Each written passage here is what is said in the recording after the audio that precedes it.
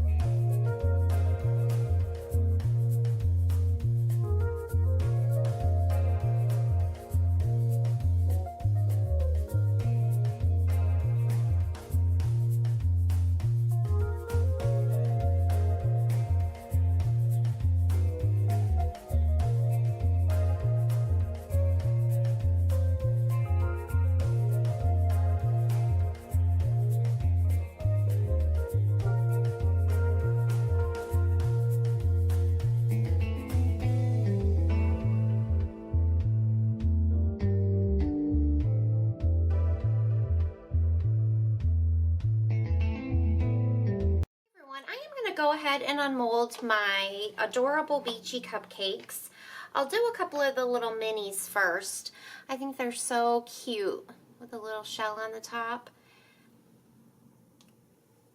And this one you can't see the sand. I mean, you can see the sand, but the whole cupcake is kind of light in color. But they smell really good. And this one has a little bit darker. I couldn't believe when I was piping how close I came to actually having the exact perfect amount of piping. I have one that's a little small, this one, which I won't be selling, but it was so close to being exact. I guesstimate for piping. People ask me how I know, how much I need. I don't. Sometimes I don't. If you watch some of my videos, you'll see I don't have enough. And other times I have way too much. So I don't calculate that very well, but I love that. You can see the layers. There are a few poppy seeds in there that you can see. So that's what they look like. I think they're cute. I wanted to make them similar to the soap, the Blue Atlantic soap, with the layers and the sand, which I've got to remake that. I've had so many people ask me. In fact, I may do a double batch of that, like at the same time, because they've already sold out at the store here. And so I really need to make some more. These molds are a tiny bit different. They pretty much look the same. Those are more rugged. These are a little thinner, but they look the same. This one's the piping's a little weird, but let me go do another one of those.